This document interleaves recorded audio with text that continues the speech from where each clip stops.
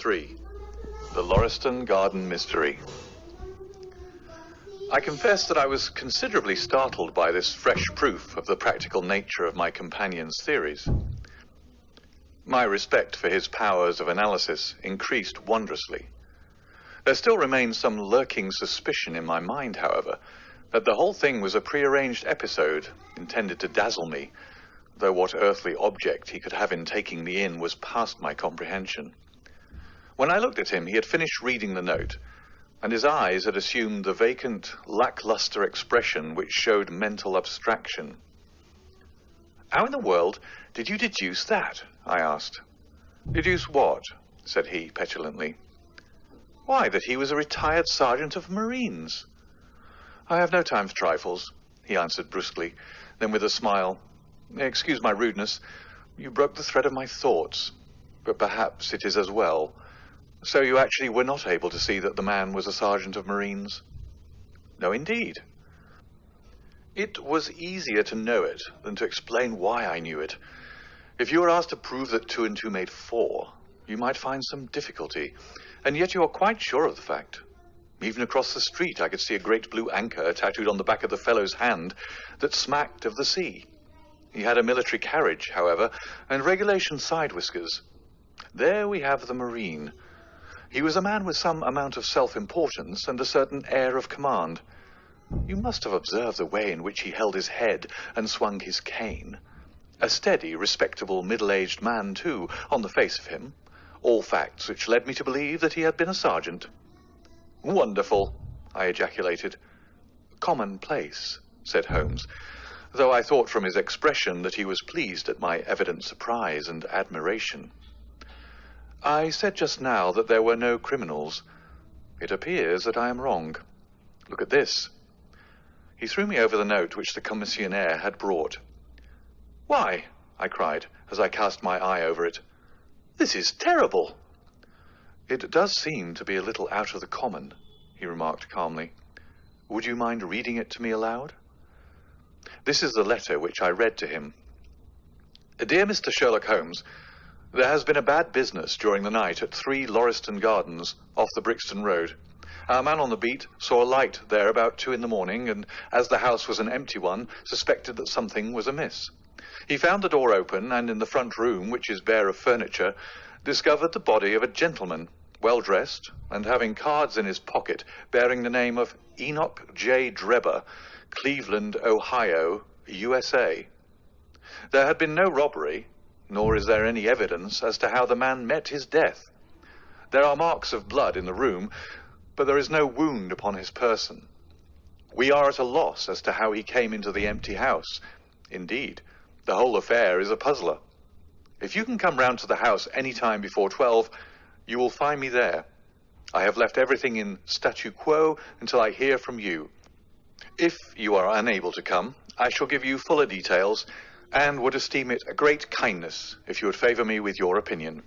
Yours faithfully, Tobias Gregson." "Gregson is the smartest of the Scotland Yarders," my friend remarked. "He and Lestrade are the pick of a bad lot. They are both quick and energetic, but conventional. Shockingly so. They have their knives into one another, too. They are as jealous as a pair of professional beauties. There will be some fun over this case, if they are both put upon the scent." I was amazed at the calm way in which he rippled on. "Surely there's not a moment to be lost," I cried. "Shall I go and order you a cab?" "I'm not sure about whether I shall go. I am the most incurably lazy devil that ever stood in shoe leather. That is, when the fit is on me, for I can be spry enough at times." "Why, it is just such a chance as you've been longing for." "My dear fellow, what does it matter to me? Supposing I unravel the whole matter, you may be sure that Gregson, Lestrade & Co. will pocket all the credit. That comes of being an unofficial personage." "But he begs you to help him." "Yes, he knows that I am his superior, and acknowledges it to me, but he would cut his tongue out before he would own it to any third person. However, we may as well go and have a look. I shall work it out on my own hook. I may have a laugh at them if I have nothing else. Come on." He hustled on his overcoat and bustled about in a way that showed that an energetic fit had superseded the apathetic one. "Get your hat," he said. "You wish me to come?" "Yes, if you have nothing better to do." A minute later we were both in a hansom, driving furiously for the Brixton Road. It was a foggy, cloudy morning, and a dun-coloured veil hung over the housetops, looking like the reflection of the mud-coloured streets beneath. My companion was in the best of spirits, and prattled away about Cremona fiddles and the difference between a Stradivarius and an Amati. As for myself, I was silent, for the dull weather and the melancholy business upon which we were engaged depressed my spirits. "You don't seem to give much thought to the matter in hand," I said at last, interrupting Holmes' musical disquisition. "No data yet," he answered. "It is a capital mistake to theorize before you have all the evidence. It biases the judgment." "You will have your data soon," I remarked, pointing with my finger. "This is the Brixton Road, and that is a house, if I'm not very much mistaken." "So it is. Stop, driver, stop." We were still 100 yards or so from it, but he insisted upon our alighting, and we finished our journey upon foot. Number 3, Lauriston Gardens, wore an ill-omened and minatory look.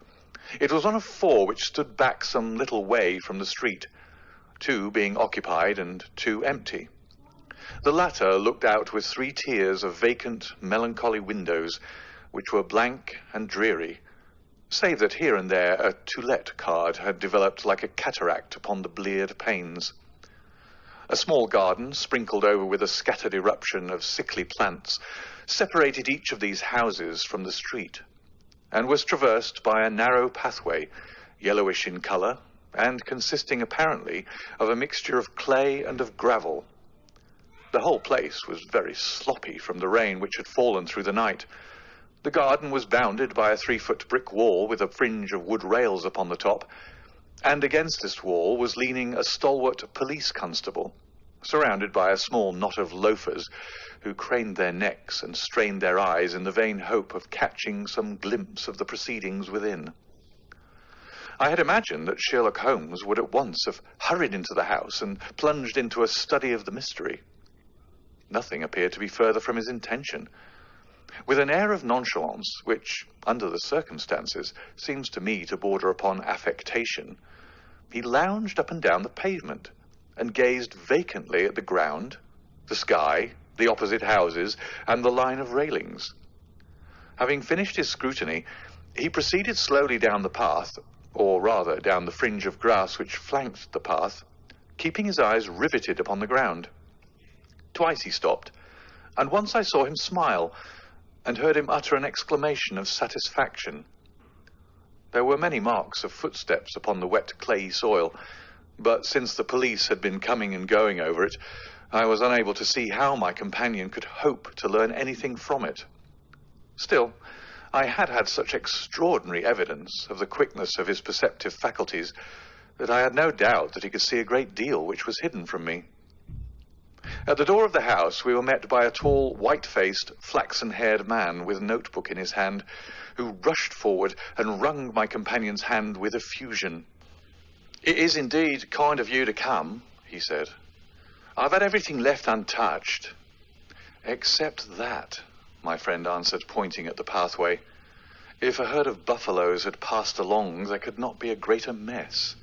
No doubt, however, you had drawn your own conclusions, Gregson, before you permitted this." "I've had so much to do inside the house," the detective said evasively. "My colleague, Mr. Lestrade, is here. I had relied upon him to look after this." Holmes glanced at me and raised his eyebrows sardonically. "With 2 such men as yourself and Lestrade upon the ground, there will not be much for a third party to find out," he said.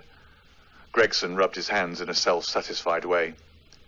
"I think we've done all that can be done," he answered. "It's a queer case, though, and I knew your taste for such things."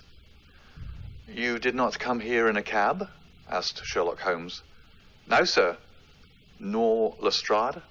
"No, sir." "Then let us go and look at the room." With which inconsequent remark he strode on into the house, followed by Gregson, whose features expressed his astonishment. A short passage, bare-planked and dusty, led to the kitchen and offices. 2 doors opened out of it to the left and to the right. One of these had obviously been closed for many weeks. The other belonged to the dining room, which was the apartment in which the mysterious affair had occurred. Holmes walked in, and I followed him, with that subdued feeling at my heart which the presence of death inspires. It was a large square room, looking all the larger from the absence of all furniture. A vulgar flaring paper adorned the walls, but it was blotched in places with mildew, and here and there great strips had become detached and hung down, exposing the yellow plaster underneath. Opposite the door was a showy fireplace, surmounted by a mantelpiece of imitation white marble. On one corner of this was stuck the stump of a red wax candle. The solitary window was so dirty that the light was hazy and uncertain, giving a dull grey tinge to everything, which was intensified by the thick layer of dust which coated the whole apartment. All these details I observed afterwards. At present, my attention was centred upon the single, grim, motionless figure which lay stretched upon the boards, with vacant, sightless eyes staring up at the discoloured ceiling. It was that of a man about 43 or 44 years of age, middle-sized, broad-shouldered, with crisp, curling black hair, and a short, stubbly beard. He was dressed in a heavy broadcloth frock coat and waistcoat, with light-coloured trousers and immaculate collar and cuffs. A top hat, well brushed and trim, was placed upon the floor beside him. His hands were clenched and his arms thrown abroad, while his lower limbs were interlocked, as though this death struggle had been a grievous one. On his rigid face there stood an expression of horror, and as it seemed to me, of hatred, such as I have never seen upon human features.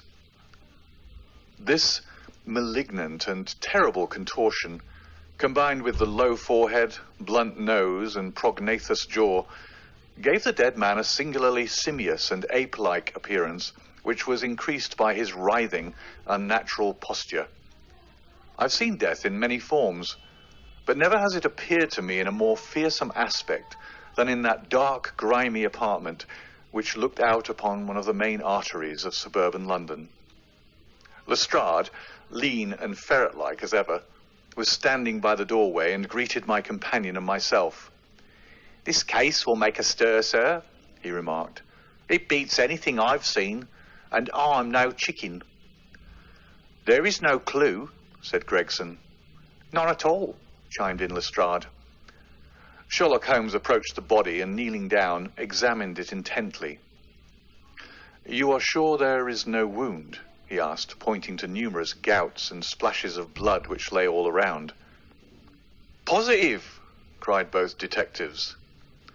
"Then, of course, this blood belongs to a second individual, presumably the murderer.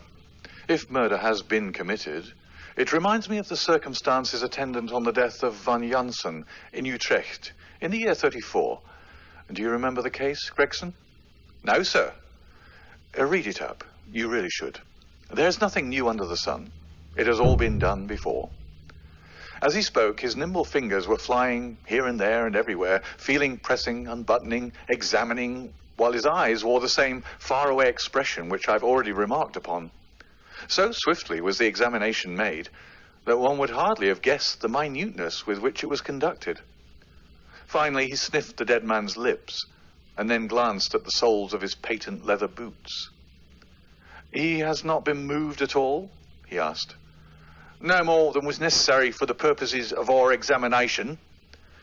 "You can take him to the mortuary now," he said. "There's nothing more to be learned." Gregson had a stretcher and 4 men at hand. At his call they entered the room, and the stranger was lifted and carried out. As they raised him, a ring tinkled down and rolled across the floor. Lestrade grabbed it up and stared at it with mystified eyes. "There's been a woman here," he cried. "It's a woman's wedding ring." He held it out as he spoke upon the palm of his hand. We all gathered round and gazed at it. There could be no doubt that the circlet of plain gold had once adorned the finger of a bride. "This complicates matters," said Gregson. "Heaven knows they were complicated enough before." You're sure it doesn't simplify them? Observed Holmes. There's nothing to be learned by staring at it. What did you find in his pockets? We have it all here, said Gregson, pointing to a litter of objects upon one of the bottom steps of the stairs. A gold watch, number 97163 by Barrow of London. Gold Albert chain, very heavy and solid. Gold ring with Masonic device.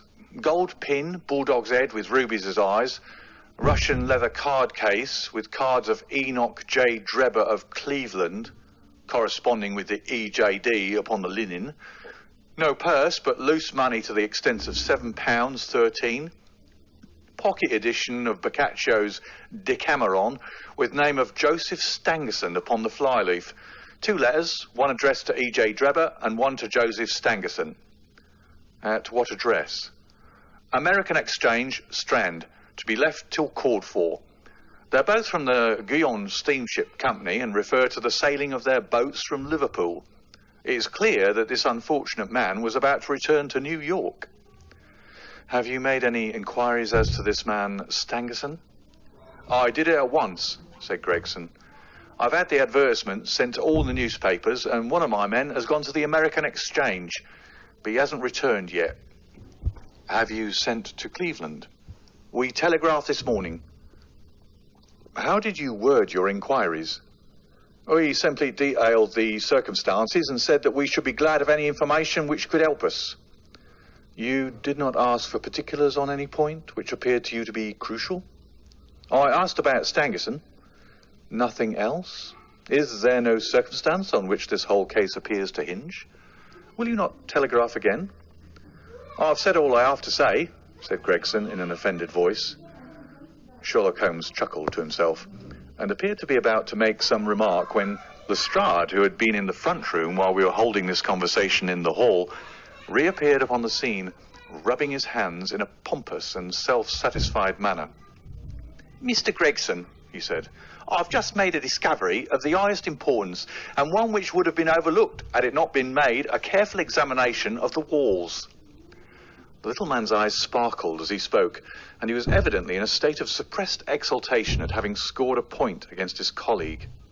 Come here, he said, bustling back into the room, the atmosphere of which felt clearer since the removal of its ghastly inmate. Now, stand there. He struck a match on his boot and held it up against the wall. Look at that, he said triumphantly. I have remarked that the paper had fallen away in parts. In this particular corner of the room, a large piece had peeled off, leaving a yellow square of coarse plastering. Across this bare space, there was scrawled in blood-red letters a single word, R-A-C-H-E. What do you think of that? Cried the detective with the air of a showman exhibiting his show. This was overlooked because it was in the darkest corner of the room, and no one thought of looking there. The murderer has written it with his or her own blood. See this smear where it was trickled down the wall? That disposes of the idea of suicide anyway. Why was that corner chosen to write it on? I'll tell you. See that candle on the mantelpiece? It was lit at the time, and if it was lit, this corner would be the brightest instead of the darkest portion of the wall.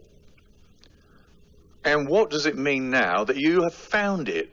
Asked Gregson in a depreciatory voice. Mean? Why, it means that the writer was going to put the female name Rachel, but was disturbed before he or she had time to finish. You mark my words, when this case comes to be cleared up, you'll find that a woman named Rachel has something to do with it. It's all very well for you to laugh, Mr. Sherlock Holmes. You may be very smart and clever, but the old hound is the best when all is said and done. I really beg your pardon, said my companion, who had ruffled the little man's temper by bursting into an explosion of laughter. You certainly have the credit of being the first of us to find this out, and, as you say, it bears every mark of having been written by the other participant in last night's mystery. I have not had time to examine this room yet, but with your permission, I shall do so now. As he spoke, he whipped a tape measure and a large round magnifying glass from his pocket. With these two implements, He trotted noiselessly about the room, sometimes stopping, occasionally kneeling, and once lying flat upon his face. So engrossed was he with his occupation that he appeared to have forgotten our presence, for he chattered away to himself under his breath the whole time, keeping up a running fire of exclamations, groans, whistles, and little cries suggestive of encouragement and of hope. As I watched him, I was irresistibly reminded of a pure-blooded, well-trained foxhound as it dashes backwards and forwards through the covert, whining in its eagerness until it comes across the lost scent. For 20 minutes or more, he continued his researches, measuring with the most exact care the distance between marks which were entirely invisible to me, and occasionally applying his tape to the walls in an equally incomprehensible manner. In one place, he gathered up very carefully a little pile of grey dust from the floor and packed it away in an envelope. Finally, he examined with his glass the word upon the wall, going over every letter of it with the most minute exactness. This done, he appeared to be satisfied, for he replaced his tape and his glass in his pocket.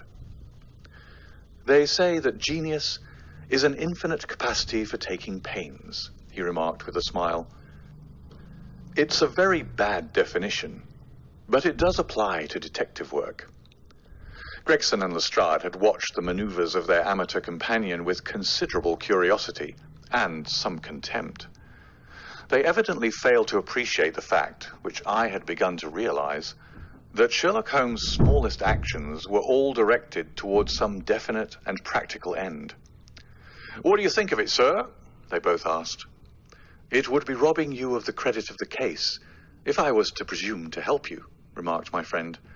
"You are doing so well now that it would be a pity for anyone to interfere." There was a world of sarcasm in his voice as he spoke.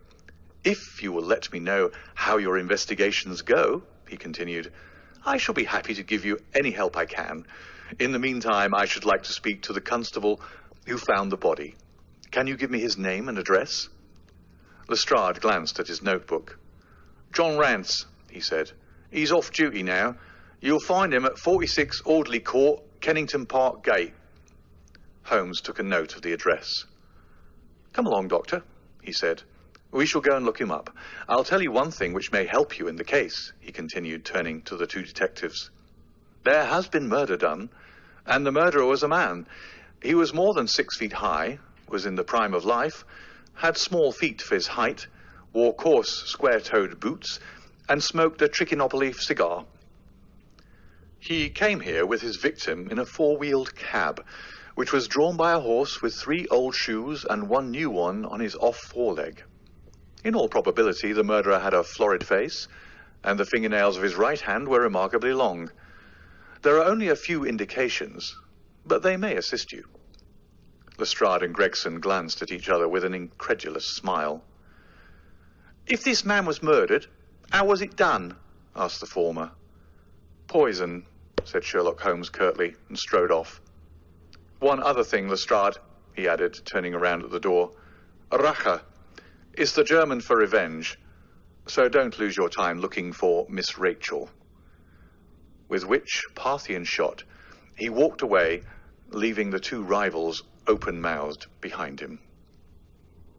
End of chapter 3.